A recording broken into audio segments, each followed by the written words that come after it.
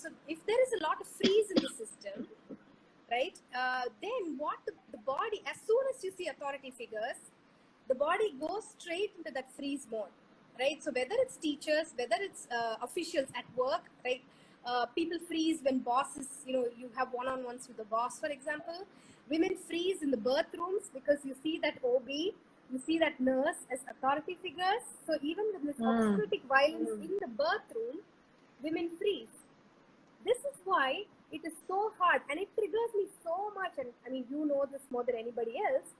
When survivors get blamed and shamed for not speaking up against the abusers, because that is bullshit from a nervous system standpoint, right? Because there is a power imbalance there, okay? So there is one person who's very powerful, who's in a position of authority, and everything that your body has learned so far is fawning, appeasing to deflect that threat or freezing, right?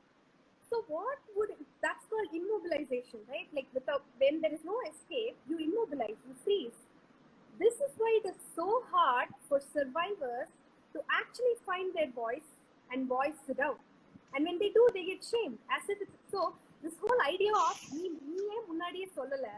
itself is privileged, right? Because that is from people who assume that everybody, one, has access to their voice, and two, can use them at will. It's like, hello,